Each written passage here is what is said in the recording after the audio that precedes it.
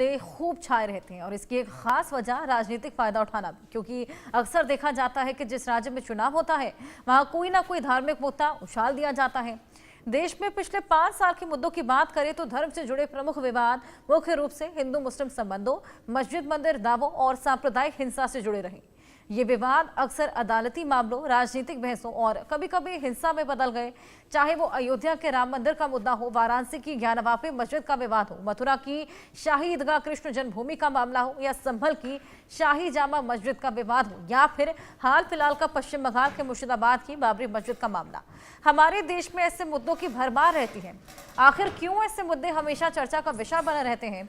चुनाव से पहले इन मुद्दों को क्यों उछाला जाता है? क्या इन मुद्दों के बिना सियासत संभव नहीं? सियासत में आखिर धार्मिक मुद्दों का क्या काम? क्या विकास के मुद्दों पर चुनाव नहीं लड़ा जा सकता? धर्म संसद में आज इन्हीं मुद्दों पर अपने खास मेहमानों से बातचीत करेंगे, चर्चा करेंगे। तो बंगाल में चुनाव आ रहे हैं और उससे पहले हमने देखा किस तरीके से धार्मिक मुद्दे वहां पर देखने को मिले। जिस तरीके से वहां पर बाबरी मस्जिद विध्वंस के दिन हमने देखा कि एक नई मस्जिद बनाने के लिए शिलान्यास किया जा रहा था। हुमायूं कबीर जो कि पहुंचे हुए थे, इनफैक्ट उनको पार्टी से निकाल भी दिया गया, जिसके बाद वो कहते हैं कि अपनी एक नई पार्टी बनाऊंगा। और उनके तमाम कार्यकर्ता ईंटों को लेकर जा रहे थे, शिलान्यास की उनकी पूरी तैयारी थी। लेकिन इस तरह की सियासत, इस तरह के धार्मिक मुद्दे हमेशा से चुनाव से पहले ही क्यों देखने को मिलते हैं? क्यों नहीं विकास के मुद्दों पर चुनाव लड़े जाते? अब ये एक तरीके से वोट के लिए सहयोग है या एक प्रयोग है, ये समझ नहीं आ पाता। और धार्मिक मुद्दों में सियासत का क्या काम? ये तमाम सवाल यहाँ पर खड़े होते हैं और ऐसा पहली बार नहीं, ऐसे तमाम किस्से देखे जा चुके हैं। जब जब बात चुनावों की आती है तब तक ऐसा धार्मिक मुद्दा छेड़ दिया जाता है जिससे माहौल बिगड़ता हुआ नजर आता है और ऐसे कई बार देखा जा चुका है। अब बंगाल में चुनाव आने वाले हैं, उससे पहले ये धार्मिक मुद्दे देखने को मिले। लेकिन क्या धार्मिक मुद्दों के बिना संभव नहीं है चुनाव लड़ना? विकास के मुद्दे पर नहीं लड़े जा सकते? ये तमाम बड़े सवाल खड़े होते हैं। धर्म का क्यों उपयोग होता है वोट पाने के? क्यों धार्मिक मुद्दों को उछाला जाता है? क्यों धार्मिक मुद्दों पर दांव लगाया जाता है? क्या धार्मिक मुद्दों के बिना सियासत संभव नहीं? ये तमाम सवाल खड़े होते हैं। जैसे ही चुनाव आते हैं ऐसे तमाम मुद्दे हमने देखे, चाहे वो अयोध्या का राम मंदिर हो, बाबरी मस्जिद ही क्यों ना हो, ऐसे तमाम मुद्दे उछलते हुए हमेशा ही नजर आए हैं। अब देखिए किस तरीके से हैदराबाद में भी जल्द ही मस्जिद बनाने का ऐलान कर दिया गया है। जीएचएमसी की सीमा में ये मस्जिद बनाई जाएगी। बंगाल में 6 दिसंबर को हमने देखा बाबरी की नींव रखी गई थी, यानी कि जिस दिन विध्वंस हुआ उसी दिन बंगाल में नींव रख दी गई है। हैदराबाद में भी जल्द मस्जिद बनाने का ऐलान किया गया है। ये साफ बताता है कि कहीं ना कहीं जैसे ही बात चुनावों की चलती है वैसे ही कोई नया धार्मिक मुद्दा वहां उछाल दिया जाता है, जिससे लोग उस धार्मिक मुद्दे की तरफ इंक्लाइन हो जाते हैं, डिस्ट्रैक्ट हो जाते हैं। तो देखिए किस तरीके से बंगाल में चुनाव आने वाले हैं, उससे पहले बाबरी की नींव रख दी गई थी 6 दिसंबर को। अब हैदराबाद में जल्द मस्जिद बनाने का भी ऐलान। हैदराबाद में भी कहा जा रहा है कि मस्जिद बनाएगा जल्द ही। ये साफ बताता है कि किस तरीके से धार्मिक मुद्दे उछाले जा रहे हैं। धार्मिक मुद्दों पर आखिर चुनावों के दौरान क्यों दांव लगाया जाता है, ये बेहद बड़ा सवाल यहाँ पर खड़ा होता है। कहीं ना कहीं सियासत पूरी तरीके से धार्मिक मुद्दों में नजर आ रही है। सियासी रंग धार्मिक मुद्दों में दिया जा रहा है और विकास के बल पर क्यों नहीं चुनाव लड़े जाते?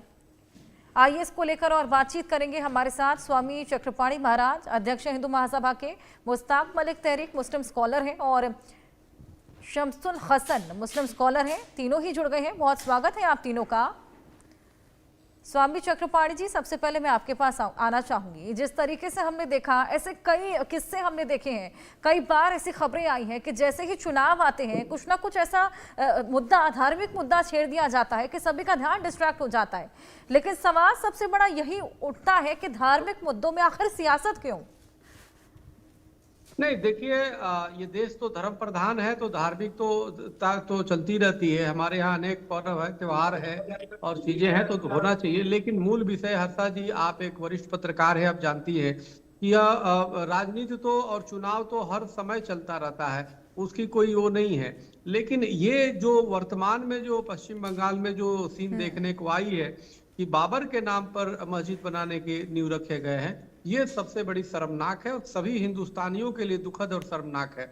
क्योंकि जिसके वो नींव रखे गए, जिसके नाम पे, एक तो मस्जिद के नाम जो पे किसी का नहीं रखा जा सकता, किसी के नाम पे मस्जिद नहीं होता, लेकिन एक विदेशी आक्रांता, हम हिंदू मुस्लिम इसको नहीं मानते, ये विदेशी आक्रांता वर्सेस भारतीयता की ये लड़ाई है। और विदेशी आक्रांता जिसने आकर यहाँ संस्कृति पे हमला किया, यहाँ पे मंदिरों पे हमला किया, यहाँ पे तहस नहस किया हमारे सनातन की, आज भी उसके द्वारा जो पाप किए गए उसकी लड़ाई आज तक हिंदू मुसलमान जो दोनों यहाँ के भाई हैं, दोनों आपस में एक खून है, लेकिन वो लड़ रहे हैं, लड़ने के लिए उन मुगलों ने छोड़ दिया। उसके नाम पे वहां पे मस्जिद का नींव रखना अपने आप ये साबित करता है कि निश्चित रूप से वो लोग राष्ट्र से प्रेम नहीं करने वाले हैं, वो किसी तरह से वो विदेशी आक्रांताओं का महिमा मंडन करने वाले हैं। और विदेशी आक्रांताओं का विश्व में कहीं भी आप देखिए कि किसी भी संस्कृति में कभी भी कोई अपने आक्रांता जो उस पर आक्रमण करने वालों का महिमा मंडित नहीं होता है।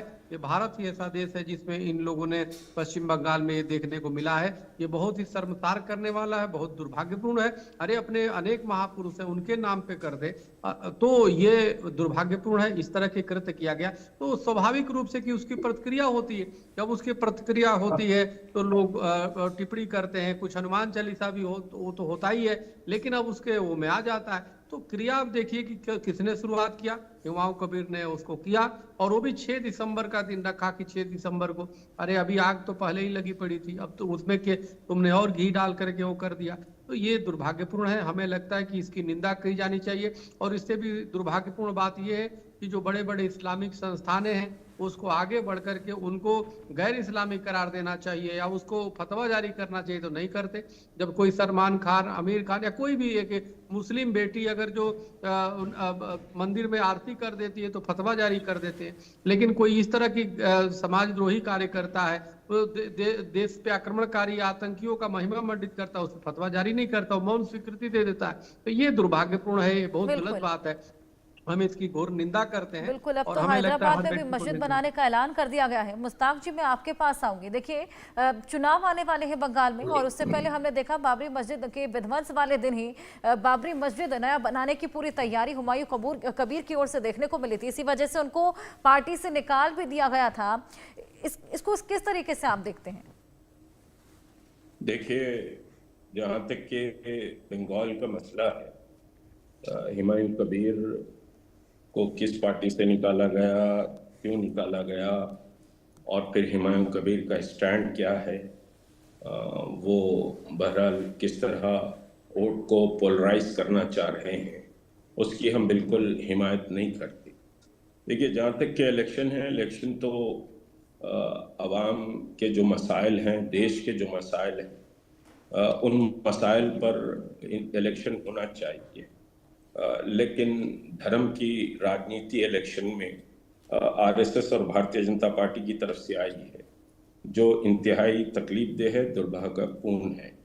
और इलेक्शन को सिर्फ आवाम की भलाई और मुल्क की भलाई के लिए ही समझिए के साथ रहना चाहिए, वहीं तक सीमित रखना चाहिए। इसको धर्म से न जोड़ना चाहिए, न धर्म का इस्तेमाल इलेक्शन में करना चाहिए। हम इसके बिल्कुल खिलाफ। बिल्कुल, कहीं ना कहीं ये धार्मिक मुद्दों पर दांव लगाया जाता है। शमसुल जी, देखिए, विकास के बलबूते भी तो चुनाव लड़ा जा सकता है, लेकिन ये पहली बार नहीं, इससे पहले भी कई बार देखा गया है, जैसे ही चुनाव नजदीक आते हैं एक ऐसा मुद्दा छेड़ दिया जाता है जिससे दो समुदाय आपस में भिड़ जाते हैं। कहीं ना कहीं एक तरीके से डिस्ट्रैक्शन के तौर पर आपको लगता है इसका इस्तेमाल किया जाता है?